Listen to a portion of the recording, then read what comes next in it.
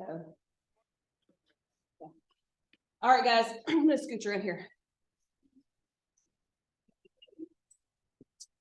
Okay, all right. So today our guest speaker is Kim Lindauer. Kim and I worked together for 7 years while I was in Austin. I can't believe that I've known you now for almost 20 years. That's kind of crazy to a think. long time. Yeah. So Kim, when I was working with her, Kim ran our gymnastics program at the Jewish Community Center, and now she has branched out into consulting, specifically working with youth in gymnastics world, and cheerleading and dance for coaches in that area. But her way of coach training goes a little bit against the grain from what most of you probably have experienced in your own experiences. And I thought it would be really great for Kim to come and share with you guys, or at least join us in this. Such a, like, we have COVID to thank for this, that we can now do these kinds of things. So I'm going to let Kim share her story and then a couple of other things. Remember, you have your reflection that you have to do.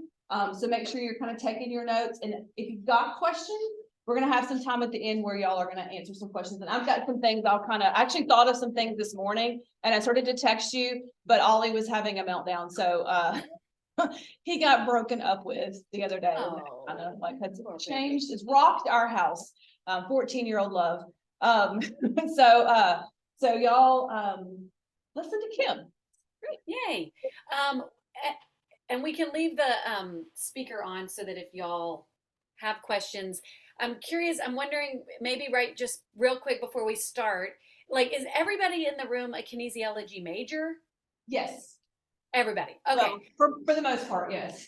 Okay. And just for like a show of hands before I start, like, how, I guess, what do we have? 1, 2, 3, 4, 5, 6, 7, 8. How, raise your hand if you, like, your intention after college is to work with children. Most of y'all end up with it or not. What's that? Most of them will, whether they realize it or not. How many of you, okay, show of hands, how many of you like have any sort of jobs right now where you are working with children currently? The girl who's doing it is actually the one that's out. Okay, great. And then the rest of you who didn't raise your hand, so I just saw 3 hands, the rest of you, is the idea like physical therapy or athletic training or that sort of thing for adults? Yeah, most of them, personal training, athletic training, potentially strength and conditioning, kind of is a whole nother arm of what so like personal training is more like your community people, and then strength and conditioning more like athletes. Okay. Specifically. And one more show of hands. How many of you like either currently or like as kids participated in sports as a kid? Like, yeah, okay. And was it like a big part of your identity and a big part of your childhood? Yes. Yeah. And that's what probably, I assume, led you to where you are now, wanting to like continue on in that. Great. Okay, awesome, cool. Okay, well, I'm really happy to be here. I was really glad that Lacey invited me. I haven't ever guest spoke in a college class before, so I'm feeling very professional right now in front of you guys. So I'm going to start off with just kind of like telling y'all about me and sort of my story and what I did, what I do. And then Lacey shared with me some of the content from the book that y'all are studying. So I'll kind of give you my perspective on like the sorts of material that you guys are learning right now in school. And probably a lot of it is going to be aligned. Like Lacey said, some of it might, do y'all call her Lacey? Miss Deal? What do you call her? Miss Deal. Miss Deal. Okay, sorry. I'm my mother-in-law now. Got it. I will share with y'all sort of my perspective on it, and you know, have like some moments, hopefully, while you're listening, will be of like reflection of the way that you were coached, and the maybe if you liked that or didn't like it. Oftentimes, you know, we don't, what we don't, our patterns are formed at when we are children in the way that we are coached, and then we go on to coach that way, whether we like it or not, whether we liked the way that our coaches talked to us, whether we liked the way that they treated us. Hold on, I'm going to change my self view because I'm probably looking sideways at y'all. Okay, there we go. Whether we liked it, what the way that we were treated or not, without some like pause for reflection and setting intention on how you want to show up as a coach, as a trainer, like the way you were treated is the way that will show up. And this, a lot of this came to head for me, even like in parenting. It's like all of a sudden you find yourself being like, if y'all don't stop hitting each other, we're going to turn this car around. And you're like, what? I hated it when my parents said that to me. Like, I don't want to be saying that. It's the same thing happens with kids. All of a sudden you're triggered and treating them in a way that you're like, I hated it when my coach said things like this to me. Like, this is not what actually inspired me. So that's really kind of like the thing that drives me is like us as coaches and as trainers to be able to pause and reflect and self-reflect into like, who do I want to be? How do I want to show up for my students, my athletes, even adults? Like, this is, I am a strong believer in like the way we treat children is the way that we treat adults. It's actually no different. I'll go into this more, but like I actually wrote a blog post just recently because I have started taking tennis lessons, and my tennis coach, and this is like for fun, this is like a once a week hour-long lesson, and my tennis coach said to me, like, and I'm not good. Let me just start off like, I don't know what I'm doing. I'm not very good. I take a once a week lesson, but like he said to me something like, if you hit that ball like that again, and this is in a group, there's like 4 friends that take this lesson, like you do that again and you're going to do burpees. I'm not kidding. And all of a sudden I was like, oh my God, panic. Like my throat starts to close up and I'm like, is he really about to make me like drop and do burpees? I'm mortified. Like, and it was just like this full circle moment of like, yeah, kids don't want to be punished publicly. Like, do you? Like if your phone rang in the middle of this class right now, which happens every once in a while, Miss Deal walks over and is like, well, this is why we can't have phones in here. Like, that is so embarrassing. Like, you're already embarrassed that your phone rang or whatever, right? So we want to, like, when I bring up children, if you have no intention of working with children, it really doesn't matter. I'm going to just say kids because that's my specialty, but just in your own mind, you can easily switch it to adults. And if you find yourself in a position where you are managing people, you may have a job right now where you're managing people. It's the same exact thing. This is the same thing. This is just like human nature and how we treat people. So, okay, that was a long introduction I didn't mean to go into, but here we are. Okay, so Miss Deal was telling you that we worked together. So when I was a senior in college, I went to the university. I grew up in Shreveport. So there's that other weird connection when she told me that she was moving to Reston. I'm like, what in the world? I have family in Monroe. I have family in Shreveport. I live in Austin, but I grew up in Shreveport. I did competitive gymnastics. I quit after my freshman year in high school. I did it through freshman year competitively, and then I wanted to do like high school dance team and high school sports and have time to go out with my friends and that kind of stuff. So I quit, did all the high school stuff, went to UT. After freshman year, got a job coaching gymnastics because it was like, well, I need a job and this is what I know. This would be really fun. So I did that sophomore, junior, and senior year, part-time while I was a full-time student. And then right before I graduated from UT, my senior year, March of my senior year, which was '02, I was presented this opportunity to start my own gymnastics company. And it was just this weird series of events. The woman I was working for, whatever, the place where Miss Deal worked, where she was the aquatics director, was just opening. It was just about to open. And just this sort of like weird series of events happened where my boss came to me and said, do you want to start your own location of this company in this facility? And I said yes. Just has been like a running theme of my life, just like keep saying yes to bizarro opportunities that show up. So I said yes, and that was in 2002. And then I ended up owning this gym for 19 years. The premise of the gym was I grew up doing competitive gymnastics.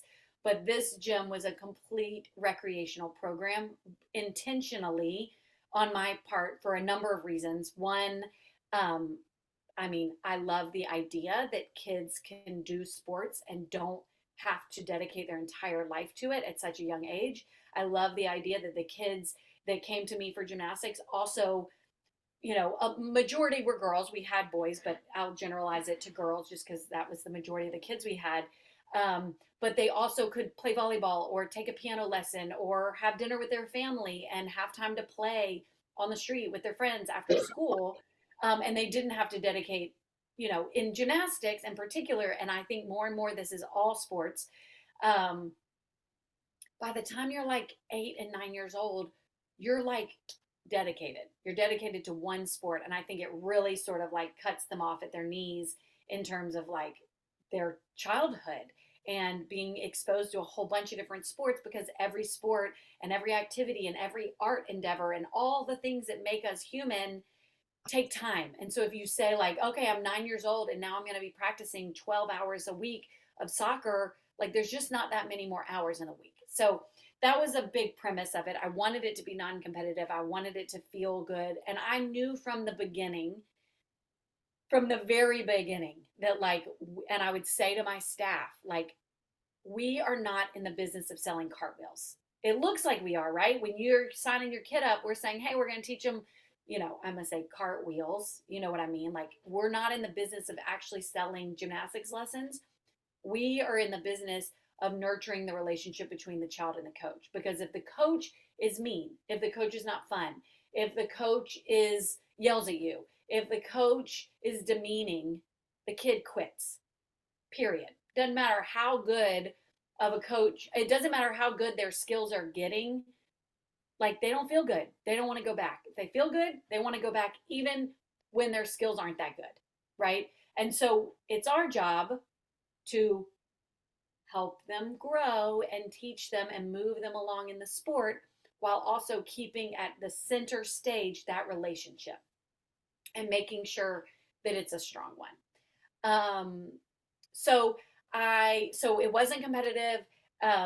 And we had little teams, like, we still built them up. We still got them to have great skills. But the teams were like show teams. So we went out in the community and did shows and, had opportunities for them to showcase their skills. So I did that for 19 years. COVID hit. So, and in the meantime, I had 3 children of my own. I have 3 boys. COVID hit, we were all there. You can remember, we were right. What are we at? The 3-year mark, like this week? Yeah. I think so. Yeah. I just had a conversation in my previous class. I have a table, actually one of them is in here, this class. I have a table of 4 boys. 2 of them are seniors and 2 of them are freshmen. And I said, so think about how that, like, where y'all are in your journey was very different, because 2 of you were freshmen in college when COVID hit and 2 of you were like sophomores in high school. Yeah. So Super weird. So COVID hit, as you can imagine, like an indoor, and Austin was, I don't know how Reston handled it, but Austin, was quite strict. Mm-hmm. So, in an indoor sport where kids are being touched, and it was not uncommon pre-COVID for a kid to like roll down the mat and like have their tongue out or snot gets in it. And it was not all that uncommon for me to just like, y'all are going to think I'm disgusting, but like for me to like slip my shoe off and like wipe the spit off the mat with my sock, put my shoe back on, and you just like keep on going, right? Kids have snot all down their face. Like, it's gross, but like, this was just like, that's just reality. And then COVID hit and everybody's scared of everybody and nobody wanted to go back inside. And so we pivoted. First we did online, which, as you can imagine, teaching gymnastics online is not ideal. And then for a year, we were sending coaches to people's yards to do lessons. Like, I was like dropping mats off at people's houses, and they were teaching them gymnastics in their yards, like in the grass or on a mat or against a tree. Like, I was literally having staff meetings with my coaches where the coaches are like, oh, well, I realize like if you use the curb, it can be a balance beam. Or we realize that like they have a swimming pool. We can like teach them flips into the pool. Or like, can you find the side of a house that like doesn't have anything on it and they can do handstands against the wall? Like, it was crazy. So I did that, and then, but the truth is that I started to feel a little burnt out, with like, three children, a life that has to be run, a business, a big staff, like all of it was just kind of wearing on me. And I was starting to feel a little burnout pre-COVID. And when COVID happened, it was sort of like an awakening of like, this is my moment. If I want to make any sort of career change in my life, this is it, because I'm having to work so hard to keep this thing afloat. And do I even want to do this anymore? And so it took a lot of reflection and time and tears and a lot of heartache to realize like I don't want to do this anymore, even though it's been 19 years and this is my identity as a person. This is my community. These children know me, this staff, like all of it was a real identity crisis. But I ultimately decided I wanted to sell.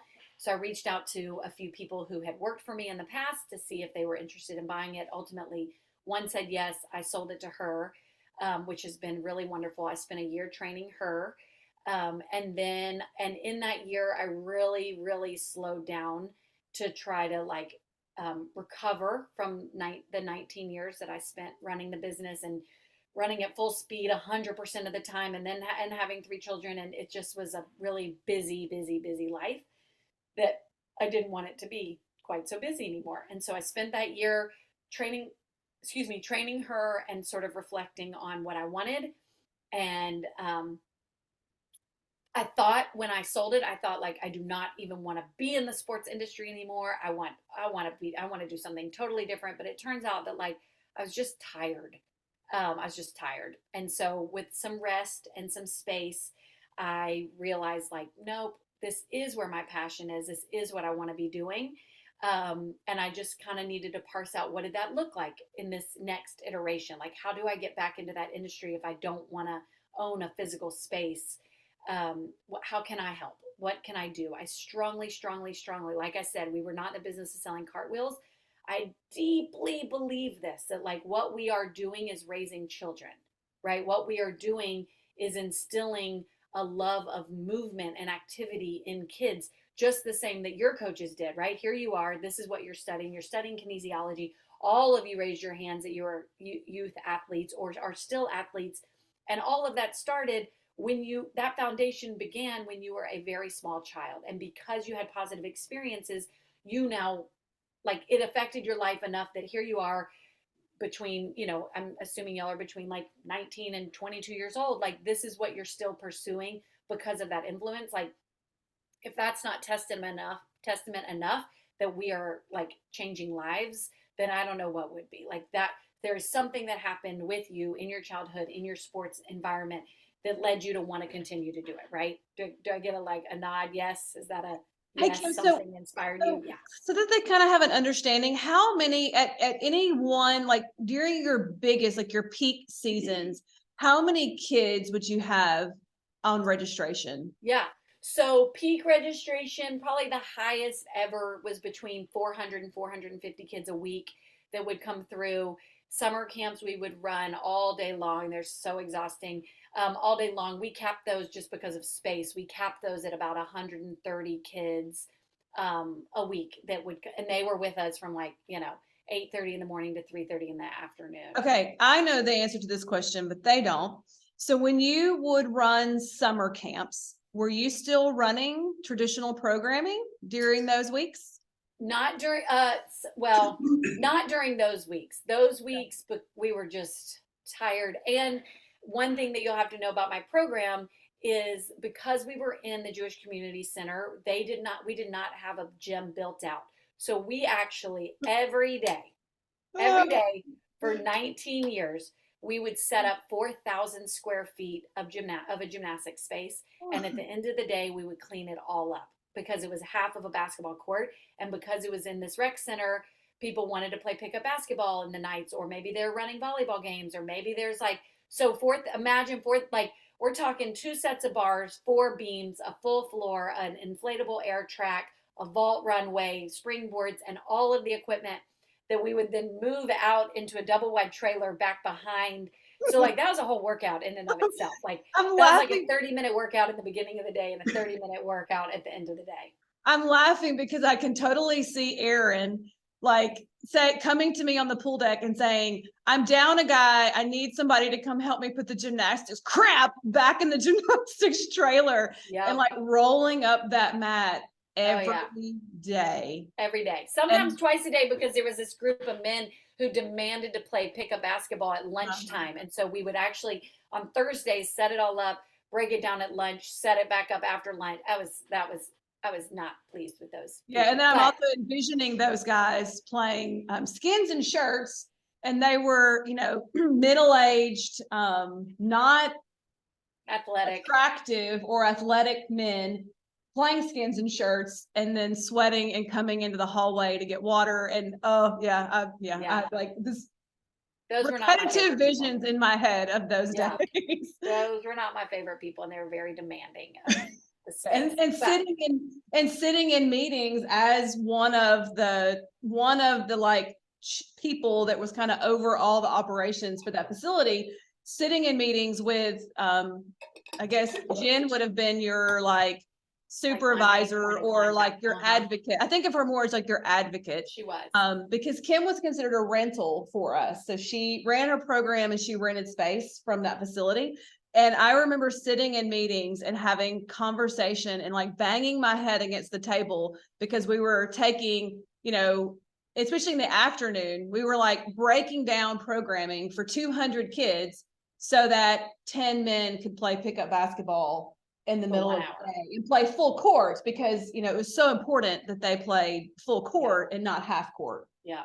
You know, because it made the difference in their 45-year-old life. Yeah. Yeah, exactly. Yeah. Yeah.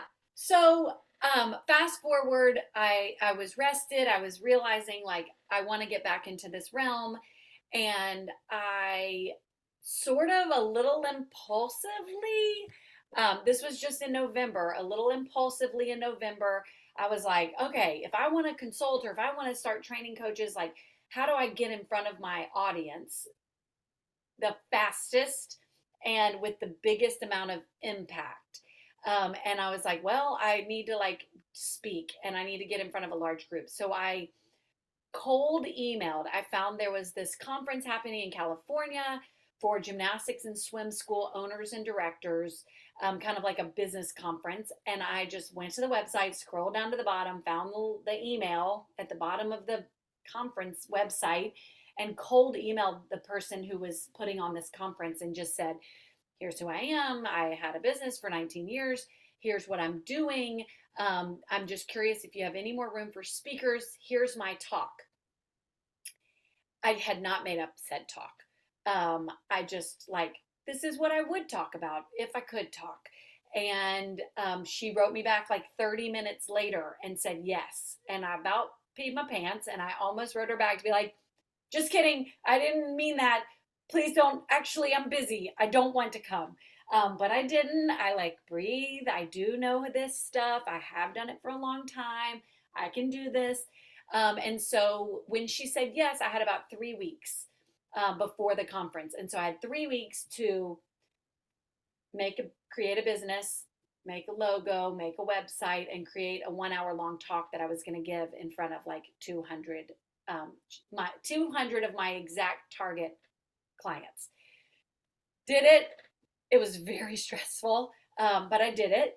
And from that, all sorts of weird things have happened, including this gymnastics gym in Australia who reached out to me right after I got home from California and said, we'd love for you to come give that same talk for our internal retreat. They were having a company retreat. They had 40 leadership. They're the biggest gymnastics gym in Australia. They have 6 locations, thousands, 5,000 or 6,000 kids a week that come through their different gyms. And they wanted me to come in and like do a training for their 40 top leadership team. And so, yeah, they paid for me to go to Australia and paid me to go in and run these workshops and give my speech, which I did. That was just in January. And then since then, it's been like, you know, little things here and there. I'm going into gyms locally to train their staff. And that's what I'm kind of like aiming and hoping to do. So what I am training them on, and this is probably the sorts of things that you are studying and learning about in your book. So, the thing that I like to teach the most is the thing that I like to teach the most on is what I call like positive coaching or gentle coaching. There's all of these trainings out there called positive discipline and conscious discipline. It's sort of a conglomeration of my coaching experience, my parenting experience, and the different trainings that I have done over the years is sort of, I guess, my strategy. So, what is positive coaching? The premise of what I call positive coaching starts with the idea of attachment. So, I don't know if y'all have heard of attachment theory. It's basically attachment theory is basically just attachment is a bond between one person and another. Our primary attachment figures in our life are our mom and dad. If that's who raised you, if that's who you grew up in the house with, if it was your grandmother is your primary attachment figure. It's the person that it's the people that you were with when growing up. It's the people who children are looking towards to answer the question like, am I good? That's it. That's the question that, am I worthy? Am I good? This is where all of their self-identity and self-worth comes from, is that person. It's a really important role. Level 1 attachment figure is your parent. Level 2, right beneath that, come your teachers and your coaches. So whether you're an athlete or not, it can come from your classroom teachers. And if you are working with children, like what most people who are working with children do not understand is that they are an attachment figure and they are looking to that figure to tell them and answer the question, am I good? Which is heavy, which is a big responsibility, right? And it's those figures that can put wonderful, great, nutritious thoughts into a child's mind. It is those people who can say to a kid, you are so strong. You are so capable. You're a great friend. You are really determined, right? I'm breaking it down to like the most minuscule baby, little bitty level, but like that's the truth of it, right? Like I'll be 100% honest. Like that moment when I was joking around a minute ago about like, yeah, the woman the organizer of the conference, and I wanted to pee my pants when she said yes. Like my gymnastics coach's voices in that moment are part of my, no, you can do this. You are brave. You can do this. You can get up in front of a group of people. You've got this. It's scary. Yes, it's scary, and you can do it, right? They're part of those voices in my head. Do I have the voices that say like, go hide under a rock, you aren't worthy, you can't do this, who do you think you are? Of course, everyone has those. But you got to have the other ones to counterbalance it so that you're not too afraid to try new things and to say yes to things, right? So coaches are an attachment figure, and it's really important to me to express that to coaches so that they understand the gravity of this job. They think, you think like, oh, I'm just going to like go, volunteer coach a baseball team, or I'm going to name it, whatever that thing is. You think it's like this small thing when in reality, it can be the difference in a child's life 100%. My own kid, my middle, plays soccer. He practices twice a week. And I can tell you, like, his identity is a soccer player, right? He is 10 years old. This is a rec league. Like, but it doesn't matter. He wore an Mbappe kit to school today with the socks and everything. I mean, he got it for his birthday last week. He is Mbappe, right? Like it is in his mind, like he can be a professional soccer player, and like not, that's a whole other conversation of pushing a kid to go that way, but it doesn't matter because like we can feed that desire and let them feel that they are a soccer player, even when it's really only takes up 3 hours of his week, right? He does a million other things, but it is their identity, and we can nurture that. Positive coaching. I'm going to teach you, I'm going to give you a quick, raise your hand if you have heard of Brene Brown. Oh, do I have a treat for Oh, y'all? This makes me really happy. I love it when I meet people who don't know who that is. She calls herself a shame and vulnerability researcher. She's actually guest lecturing at UT Austin right now, but she is out, I oh think gosh, she is. Oh, sounds awesome. yes. Yeah, she works for University of Houston. She has, it might be the #1 TED Talk. It might be the #2. So if you just go to the Miss TED Boyd, Talk website. Miss Boyd, did she show y'all the TED Talk on vulnerability? Did she? That lady. Yeah. One of You my see this? coworkers shows her video on vulnerability in her class. It's amazing. She's amazing. She has all these incredible books. She has really wonderful leadership podcast on Spotify. You have to get on Spotify, but anyway, she's really amazing, and her research is really incredible. And so a thing that I like to use her definition of shame versus guilt, right? So here are the differences. And what we're trying to do in positive coaching is not use shame. Shame does not motivate. Shame does not change behaviors. Shame just turns you into a puddle and you spiral and feel like nothing. That is not what we're trying to do, but it's how most of us were coached and parented. Okay. So let me give you the definition. I'll give you a couple examples. Shame and guilt. Let's pretend that you stayed out too late last night. And this morning you were supposed to present for Miss Deal's class today. You had a big project that you were supposed to present for this particular class. And you accidentally slept through it. And in the morning, you wake up and you're all in a tizzy and like, oh my gosh, I cannot believe I've been preparing for this. I cannot believe I slept through this. Guilt is, I cannot believe I made that choice. Next time I really should go to bed earlier. I shouldn't have stayed out so late, whatever, right? Shame is, I cannot believe that I'm the sort of person who would do this. I am bad. Guilt is, I made a bad choice. I'm going to make a different choice the next time. That's the change in behavior. Shame is, I am bad. Who is the sort of person who stays out too late and misses something important in the morning? I'm that sort of person. I am inherently bad. That we are avoiding. That oftentimes is the way that we were parented and the way we were coached, right? Let me give you an example in the gym.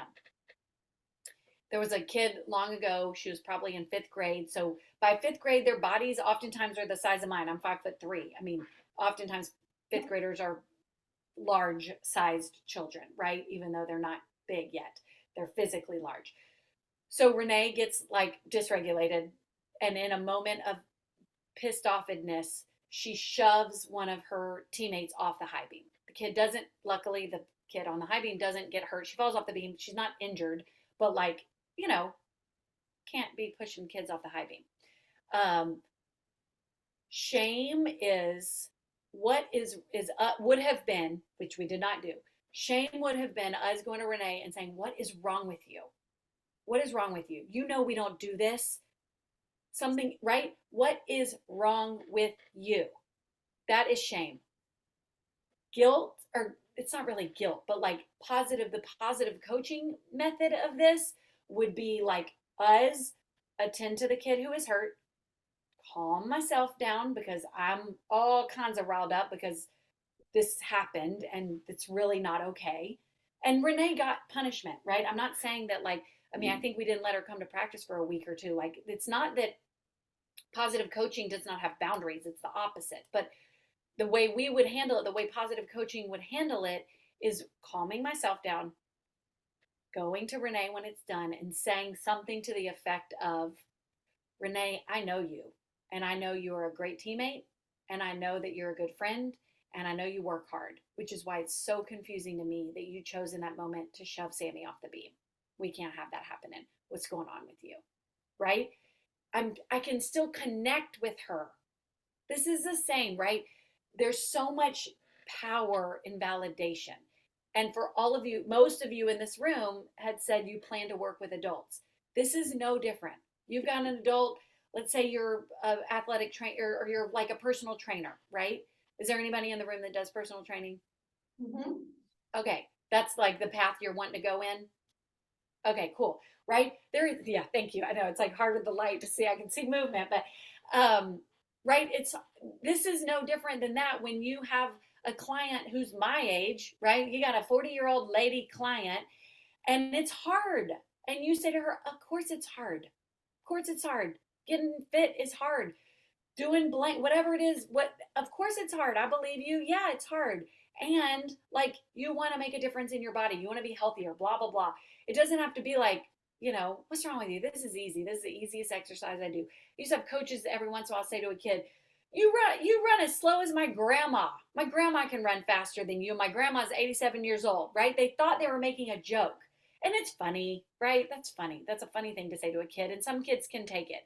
But like, it's not how we want to motivate. It's not how we want to motivate with like, sarcasm and that kind of thing. We want to validate. Of course you're upset that Sally cut you in line. Of course you're upset. You wanted to go next. Of course you're like tired today, you know, personal training client. Like you've got two kids and they didn't sleep through the night. And you really want this. And so we're going to work together towards your goals. It's not like, who do you think you are showing up here all lazy and tired and not putting your best foot forward? That's the shame piece that we want to keep out. I would also say this is no different, children and adults. I know I said that at the beginning, but I can't help but bring it up over and over and over again. Like where you put your energy is what you're going to get back. So let's say you're working with kids and the kids are, misbehaving and they are not listening and they're right. If you put all of your energy into those kids who are misbehaving and not engaging and not like, you're just going to see the other children start to behave that way too. Because what do they want? They want your connection. They want to connect with you as the coach, and they're going to do it and they're not being manipulative. They're being smart. They're looking around going, wow, Sam over there, every time he runs away, he gets all the coach's attention. Billy over there, every time he shoves another kid, he gets all of her attention. That's what I want too. And instead, if you, and again, this takes a lot of noticing and a lot of self-regulation, but if you as the coach, as the teacher, as the whatever your role is going to be, is putting all of your energy into, I don't know, I can't come up with a single name right this minute, into Miles. This is Miles.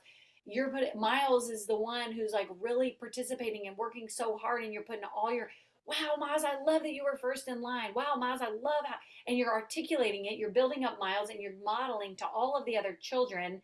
This is the sort of interaction that gets all of the bells and whistles, right? You can probably think back when you're a kid, right? You needle your mom till she like explodes and you're like, yeah, I got your number. I know exactly what to do. I know exactly what to do. Kids love the dumbest toys. They love the brightest, loudest plastic, make noises, right? Because they're predictable and they like junk that makes noise. I hate the toys that make noise. Kids freaking love it. It's predictable. You push this button, all the ding, ding, ding, ding, ding, right? All the things happen. We are the same thing to them, right?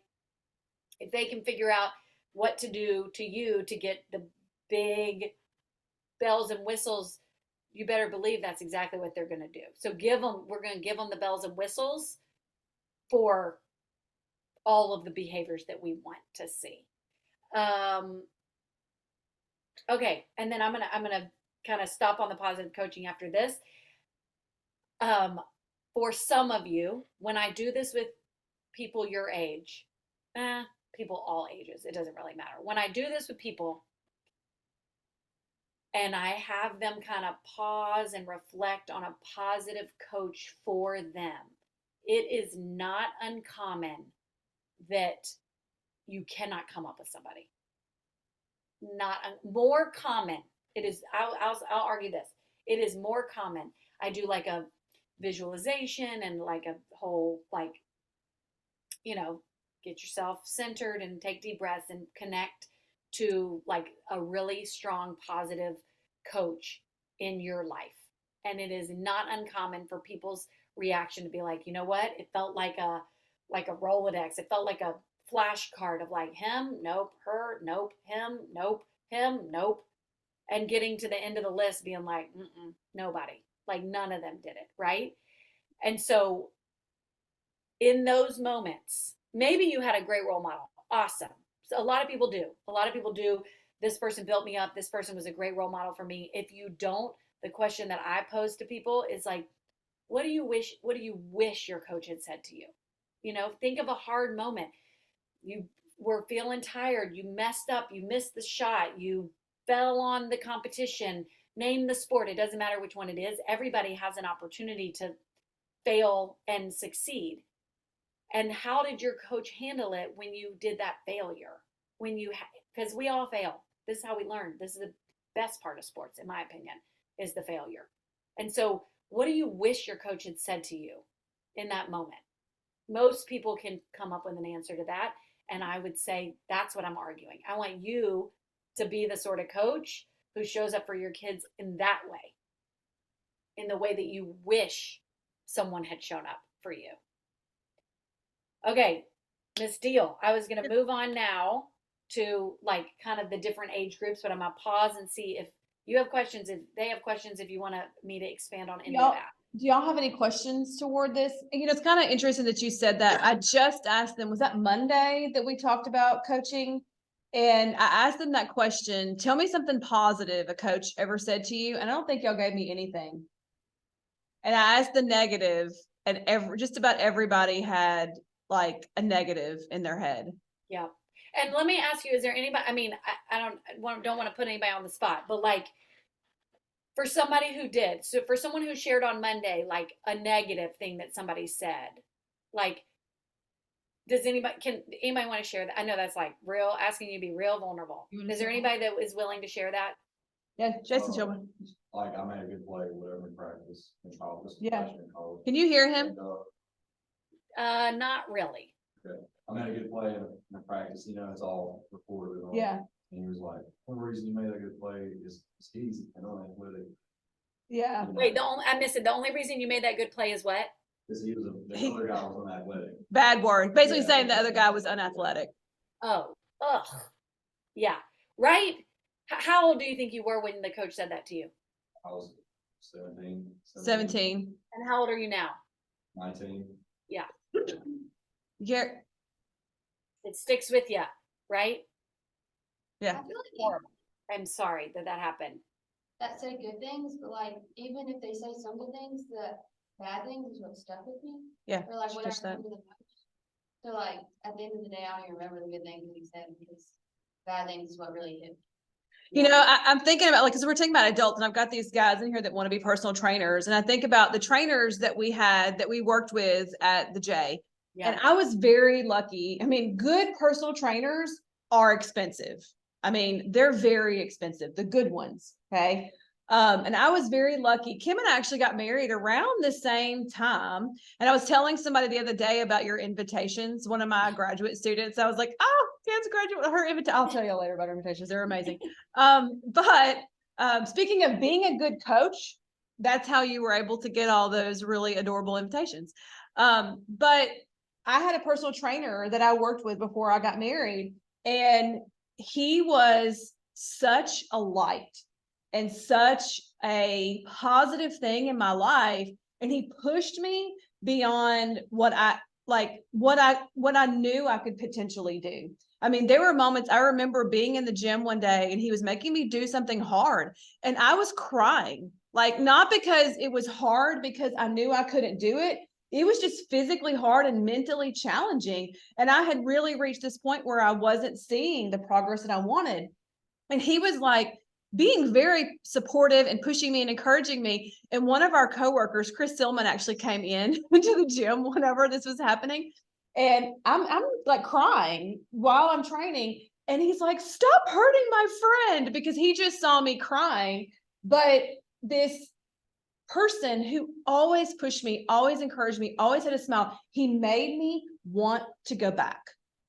every single day. I didn't want to do the hard work, but because I had someone that I enjoyed spending time with, I wanted to go back. And it made it not about the hard work. It made it about the enjoyment of spending time with somebody who cared about me and showed me that he cared about me. And believed in you. Yeah. Oh yeah. And Right. And believing in you also means, as a coach, pushing. Yep. Right. Not pushing so hard that it's like unachievable. It's like the balance of understanding how hard, and you're going to make mistakes, right? You're going to make mistakes, but the understanding how hard to push somebody, and believing that they can do it. And when you make a mistake, I'm gonna add this in there. And when you make a mistake and you cross the line or you said something to a kid, right? You apologize. That's it. You apologize, right? If I'd like to think that the coach that said the only reason you made that good play is because that other kid wasn't athletic. I'd like to believe that person went home that night and are laying in bed and being like, man, I really shouldn't have said that thing. I'd like to believe that. It may or may not be true. That's how I like to think about people, right? And that person is laying in bed being like, I really wish I would, that was a crappy thing to say. I really wish I wouldn't have said that. That's when you go back to the child, adult, it doesn't matter, and say, you know what, I've been thinking about that thing I said to you, right? That would have repaired it. You'd have been like, you know what? It puts it on him. He was frustrated. He was tired. He was overwhelmed. We were losing. He had all this other stuff going on. Like, because that's usually a lot of times what it is. It's like they take whatever you got going on in your own life, and then all of a sudden you've like taken it out on a kid. It's not fair to the kid. So you apologize. But it's also to the adult. But yeah, it's and that's a very teachable moment too. Seeing I mean, how many of you had coaches that might have come to you and apologized for some words? Think about how impactful that is. Or even a teacher, or even your parents. yeah. Having an adult come to you and admit they were wrong, that's a good modeling moment. Yeah. Learning from other people's vulnerabilities and admissions of failure that's powerful. It is. And the way that I teach an apology, which is funny that I teach an apology, but I do. The way that I like to teach apology is like, step one is like, I was thinking about, so it's like, hey, and it tells the kid you're important. I'm sitting around thinking about you when you're not near me, or whoever it is. Like, it's a reflection, right? Like, last week I really, you pull a kid aside. I'm really, I just want to talk to you after last week when I said blank to you, or when I raised my voice, or when I was blocked, whatever the thing is that you actually are feeling badly about. I've been thinking about it. It tells the kid, you're thinking about me. I'm important. I matter. I'm sorry that I'm going to say yelled, but whatever. I'm sorry that I yelled. I wish I would have blank. Right. And again, like what Miss Deal's saying, it's modeling, like, we're all growing and changing. There is a different choice I can make the next time. I'm sorry. I was thinking about how I yelled at you last week when you cut that kid in line. I wish I would have taken a deep breath. I wish I would have spoken to you in a more respectful tone. I wish I would have, whatever it is, like, however you wish you would have handled it so that you went to bed with a clear conscience. I'm sorry. And that's it. Hug it out, high five it out, drop it. But you get to rewrite that story for them, and you get to teach them that we are all growing, changing, evolving people, even as adults. Yeah, perfect. Actually, I'm writing stuff down on the board as you're talking. So good. Okay. Were there any questions before I move on? The next thing go ahead. Do you think that a lot of coaches go back and think about this? Like at night and stuff? Yes. if they're a girl, they do. I think they all do. I think that I do. I maybe I'm wrong, but I do. I think I've been around enough teachers and coaches. Let me go back. If they like their job, if they want to be there, if they want to be doing a good job, if they are completely burnt out and are like cashing in the paycheck and they're close to retirement or whatever, and they're just over it, I don't know. But if they want to be there, I think I've been in so many rooms and conversations with people who are like, my biggest experience is with people who, like, the coach is holding on to a lot of shame and guilt over a thing that a way that they treated a kid early on in their career.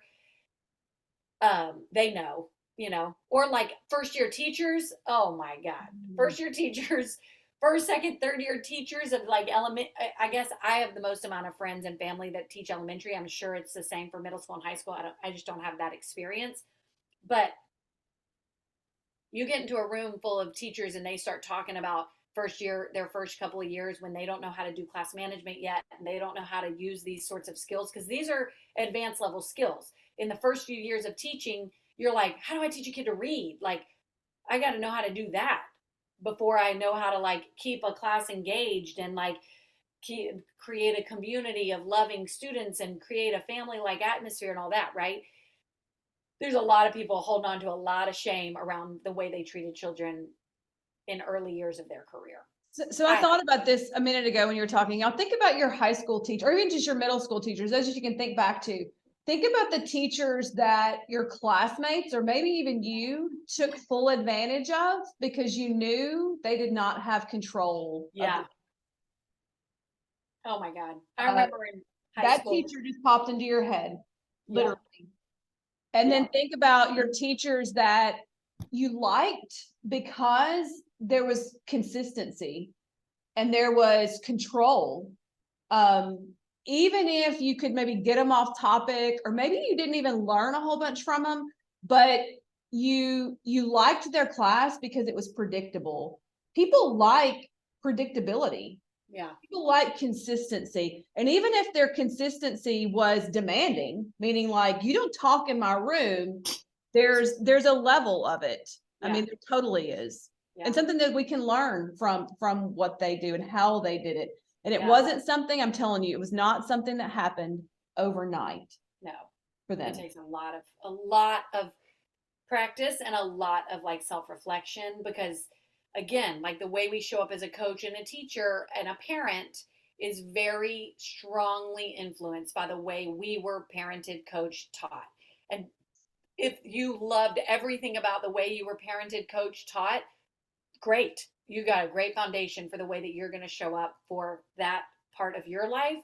If you don't love it as much, which is a lot of people, you have to work really hard at like step one, like noticing when noticing in your body what is happening. My heart rate is a little elevated, my armpits are sweating, my throat feels like it's going to close up, my head's kind of hurting, my heart rate is elevated, like whatever the things are for I feel a little tingle in my hands. All sorts of people feel this sort of feeling, and it's a feeling of dysregulation is what it is, in a lot of different ways. And like honestly, it can take years, literal years, for you to be like, oh, okay, I know what this is. This is me feeling really overwhelmed because it's too noisy, or it's too whatever. Or honestly, a big part of it is like, think of the thing that drove your mom or dad the most crazy, right? And that they tell you like, don't you do that. Like, don't you be silly, right? This is a lot for a lot of people. Like a lot of parents have trouble, and coaches have trouble like really like kind of tapping into being silly, which is a huge component of connection with children and adults. But people have trouble tapping back into being silly because a lot of parents told you when you were little, don't be silly, don't be messing around like that. And so your body teaches you to shut that part down. It's not safe to be silly. It's not safe to be silly, because when I'm silly, I get reprimanded. When I'm silly, I get shut down. And when I'm silly, I get that look from my mom. When I'm silly, I get spanked by my mom. Whatever the thing is, the different levels like of control is different, right? And so it takes a long time for you to start to realize like, why am I judging them for being silly? Like, who doesn't want to be silly? Silly's fun. Silly is playful. Silly is great. It's because I was taught that it's not safe, and this is my body's way of protecting me. And so, talk about getting all therapeutic, but like you have to be able to slow down and tell your body, I see you. Like, you're triggered because you see somebody being silly, and you were taught that silly equals bad and unsafe. And you know what? I'm safe right now. I got this. I want to be silly. I want to be silly for the benefit of the children. I want to be silly for the benefit of being a good parent. I want to be silly because it feels good to laugh and let go and, shake free of like the life's responsibilities or whatever it is. I'm using silly, but everyone has their triggers. For a lot of people, Laziness. Oh, laziness is a big one. Laziness, people have decided long ago that lazy, resting, whatever the thing is bad. Lazy equals bad. Who says? I like to take a nap in the middle of the day every once in a while. Does that make me lazy? Does that make me bad? Or does that make me like, perhaps that's having me like check in with my body, knowing what it is that I need to be the best version of myself, to show up the best for my family, to show up the best for my clients. It's like, it's kind of an unraveling of all thoughts that you have is like, do I believe that? Was I taught that? Why am I having such a visceral reaction to this kid laying on the ground? What is that about? Is that like what, you just have to get curious. What is that? Is this a pattern? Is this lazy? Is lazy bad? Are they just being silly? Are they just resting? Can I focus my attention on another kid right now? How can I regulate myself? Because ultimately, you want to motivate that kid to get up, sure, because they're not going to get any better if they don't practice. Like, do they want to be there in the first place? Did their parents sign them up? Where are you putting your energy and attention? I found this. So actually, you're talking about silly. I spend, neither one of my kids have social media because they're not old enough to have it. They're not old enough to understand the consequences of it. But my youngest son he likes to watch. He's funny. He's a very funny kid. He likes funny things. And so just about every night before he goes to bed, I intentionally, he thinks I'm just on my phone scrolling, but I kind of intentionally start looking at reels that are funny. And we just kind of look at them and we spend 10, 15 minutes just laughing together. And it's important for them to see me laughing. I will sometimes I'll get on my phone and I'll find stuff and I'll save it because I want to show it to him later because it's funny. And some of it is crude humor. We love a good fart joke in our house. I live with boys. But I just saw this one video and I showed it to my kids last night about the parent who signed the kid up who doesn't want to be there. I'm going to share that one with y'all later, but how do you respond to the kid that doesn't want to be there? Yeah, they go boneless. They're just flop around. They just This one was definitely attention seeking. Uh-huh. Yeah. Okay, we have about 15 minutes. Do you want to kind of go into the development piece? Sure. Yeah. Well, it's funny. It's interesting that a minute ago you said about teachers and think back on your high school on a teacher that, everybody took advantage of because what we want is some predictability. I looked down at my notes on things that I wanted to talk about and just this morning, I don't know that you can see it, but I have this note here and then I wrote in pen next to it, predictable. So let me talk just for a second, briefly, kind of just child development, but the young preschool age versus the beginning of elementary. I'll kind of focus on both of those for just a second. Those are more of my specialty is kind of earlier childhood, elementary and preschool. So 3-year-olds, let's talk about a 1 to 4-year-old really is what it is. I'd say 3, but 1 to 4-year-olds, what do they want? Predictability. They need repetition. They need, they show up for a class and the majority of the things that they're going to do are the same, especially 1, 2, 3-year-olds. By 4, it's shifting, but 1, 2, 3-year-olds, you want mostly every single thing that they're going to do in that class to be the same. And one thing every other week changes, right? For a lot of reasons, predictability, they can feel themselves getting better at the thing. If you change it all the time, they never get that feeling of success, of achievement. That they've mastered this thing that you want them to do. So the younger kids want repetition, they want play, they want silliness, they want structure, they want predictability. As they get just a bit older, so through elementary school, you're trying to balance ritual, which is something you do every single time. It's the same warm up, or it's the same closing, or something is ritualistic about it, and novelty, because novelty keeps it fresh. So the older kids can handle things that are fresh. That's what keeps their attention, right? If you went in there and did the exact same exercises every single time for a person, they're going to just kind of dial it. They're going to kind of check out. There's this yoga class that I used to take a long time ago, and it was the same 32 poses every single time. Now there's some benefit to that because when I was really into it, each time I went, I'm ooh, I can bend a little further this time. I can hold this for a little longer. I can make it through this, whatever, because it's literally exactly the same. But eventually I quit, and I have never been able to get myself to go back to that class because I'm like, it's just kind of, boring because it's the same thing. So you're looking for a balance of novelty and of ritual and novelty.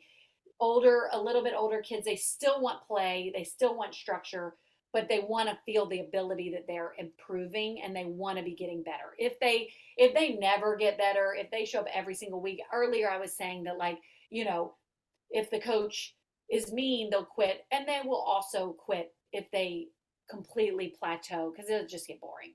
Just like y'all, right? Like, you want to get better because that feels good. Not necessarily because you want to win something or you want to beat the competition or whatever, just because, like, it's better that way. I get this question of like my kid is really competitive and I feel nervous and I don't know how much to push them or not push them. I oftentimes lean towards trusting the kid. So some kids, probably some of you, some kids are just innately competitive. It's like what drives them. They want to be competitive. And even if you said to them, I'm only signing you up for soccer 2 days a week. I'm only going to sign you up for football 2 days a week. A, because it's expensive, or B, because I want you to have time with the family, or I want you to have time to pursue other interests, or we're just not doing that, or you've got brothers and sisters and I don't have time to bring you there all that much, right? Like, there's a whole lot of reasons why you wouldn't be able to let a kid do an activity 4 or 5 days a week. But like, for those really competitive kids, they're going to spend if they go to soccer practice on Tuesday, Thursday, they're going to spend Monday and Wednesday in the yard playing soccer, right? And so when I would get the question, because my program was completely non-competitive, when I would get parents calling me saying, he wants to switch to blank gym down the road because they offer competitive gymnastics. What do you think? I'm like, well, do it. The longer you wait, if you wait till they're 10, they're going to have aged out of the opportunity. And so do it. You don't have to make it a super stressful thing for your family. Let them do it if it works for your family financially and time and all that stuff, because they're not going to get it out of your head. So let them try it. And we're always here if they change their mind. Sometimes those kids would go, they would do it for a year, they'd burn out, they'd quit. Sometimes they'd come back to me, sometimes they wouldn't. You do run the high risk of burnout for kids when they start specializing. Sorry, my computer got unplugged. When they start specializing too young and practice too hard, the risk of injury, the risk of burnout just accelerates quickly. The younger they are and pushing them too hard. So, that's sadly like the culture. And so, you guys who are going to go out there and be coaches and maybe one day have children of your own, like, there is a balance to strike between pushing and motivating and burnout. And there's nothing to me sadder than like the gymnastics kid who left, went to a gym, starts practicing 16 hours a week and is burnt out by 9 years old. You're like, 9? You're a baby and you're burnt out? That is sad, but it's happening a lot. I'll just kind of finish with this and then we can take questions, is like remembering that what we are trying to do is raise children who want to have active, healthy lifestyles as an adult, right? Like, it is really rare to make it professional in any sport. Just is. Statistically, it's really hard to do. And oftentimes, like, there are sports like gymnastics, for example. If you had a kid in Austin who was a gymnast who wanted to, make it to the Olympics, like, you can't. There's not an Olympic training facility even in Austin. You'd have to move your family to Houston. It's a big commitment to do for your kid's sport.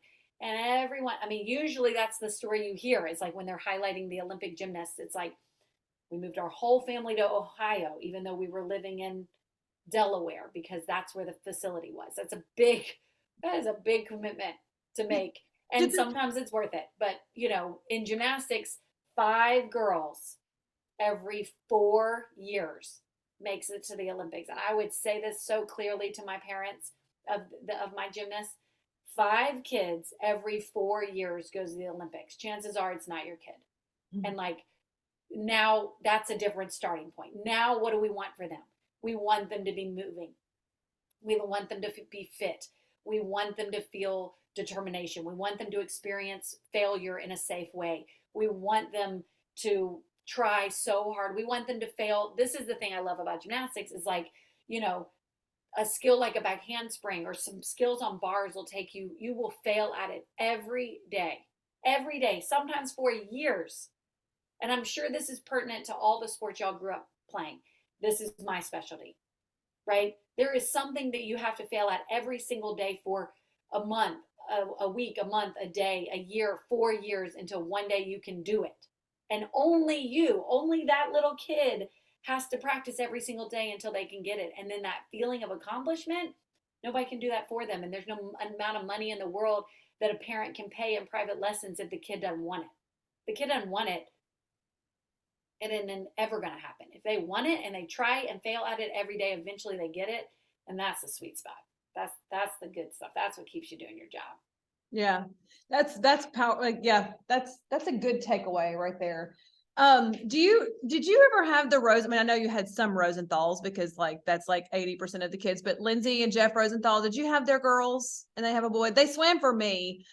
Jeff was Lindsay was volleyball and Jeff was the NFL. He played football in the NFL. They actually, yeah. God, that was a long time ago. I do yes, remember they were a that. while ago. Yeah, so this family, so she's mentioning like moving your family. They're volleyball people because Lindsay was volleyball. She played competitively. She was on the national team for volleyball in her years, the mother. They have 3 kids. I think it's 2 daughters and a son. Their son has also now gotten into volleyball. But Austin does not provide, like Texas does not have competitive male volleyball within their like system.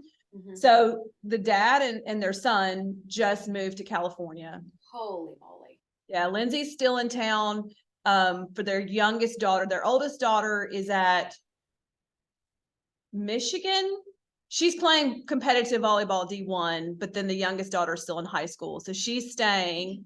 And yeah, and so Jeff has moved to California with their son. So you're talking about separating your family, but these are 2 highly competitive athletes. One was on actually both of them, mom and dad competed professionally. Yeah. And they're like giants. I have this hilarious picture. I think he was like I think he's 6'8". I have this really hilarious picture of Ollie in like at a swim meet. He's like in the carrier. I'm holding him on my chest. And Jeff's in front of me and I'm like talking to him because he was our meet director. And I'm like talking to him. My head is straight up and Ollie's head is straight up, like looking at him.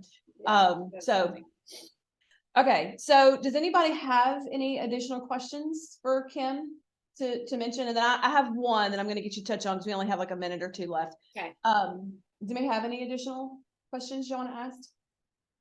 Okay. They'll probably have more and then I might text you later about it. But you mentioned parents, okay, in those early years. And this is something that I know I had to deal with when I did like water babies or like group swim lessons with parents. Like, how did you handle parents understanding, especially in those early years, that requirement of that repetition over and over again? Because not only do you have the parent now with the kid and they get bored, and then they leave because they're bored. It's not the kids bored, they're bored. How did you handle parents in that kind of world? Yeah. In those early and it is so awkward. I mean, it's not awkward. It's the only way to do like really little bitty kid gymnastics is for the parents to be there because like they can't talk, they can't listen yet. They're like running all over the place. And so like, it's not it wouldn't be appropriate to have like a 1-year-old class without an adult present with them. It doesn't necessarily have to be their parent, but an adult with them. And yeah, I was super clear on the very first class, or if people kind of showed up late, joined the session a month in, like it was almost like a quick orientation before a class would start. And I would just set the tone of like, hey, here's how the class will work. The first 10 minutes, they just get to play. Then we'll come together for circle time and do ribbon wands and songs and sing songs and stretches. The expectation is that you're like right there and they're going to be in your lap. And then what we'll do is we'll take them to a station. And then I would say to them literally, like, I know that when we are telling the children what to do on all of these different apparatuses, I know that they're not paying attention and that they're, like that they are not capable yet of like, sit down, listen, let me tell you what to do on everything, and now you go, which is what older kids can do. That's how we would structure a class. And I'd say to them, like, I know that your tiny little 2-year-old isn't going to remember this. Like, I just want you to know I'm doing it so that you hear it, because you're the one that's going to actually take them to each one to help them do the activity. But I got that feedback sometime. I had a friend who signed up for a parent taught class at a different gym in town, and that was like early on when I had kids, and I didn't do that. I don't know what I did before that, but I remember her coming to me being like, this is out of control. Like, I'm sitting there, my daughter is 2, and they're going through these lengthy descriptions, and like, she's not listening. And I was like, oh, they forgot to tell you that that was for you, because they know that a 2-year-old can't listen. Like, they can't. Like, kids can remember, this is a nice rule of thumb, up until they're like about 5 years old, they can remember instructions you can remember how old they are. That's how many things they can remember to do. So if they're 1-year-old, you can tell them 6 things to do. They're only going to remember 1. When they're 2, you would set up 2 activities that you expect them to remember. 3, 3, 4, 4. So like if you're creating a circuit or something for kids to go do this, then this, and this, only expect that they'll remember 3. If you provide tons of repetition, eventually they get to blank mat and they know, oh, last week, the week before, the week before, the week before, we always did this one thing on this mat, and don't ever change that, so that you can change a couple of other things for them to remember it. Perfect. Okay, so I want to take a picture, Kim. So I'm gonna put you on all the screen. Okay. And then I'm gonna let y'all come and stand in the front. Oh, yay. So it's kind of like you're here. You're the floating head above them. So y'all come on up. So y'all can take a picture. Don't come on. I'm gonna stop the recording.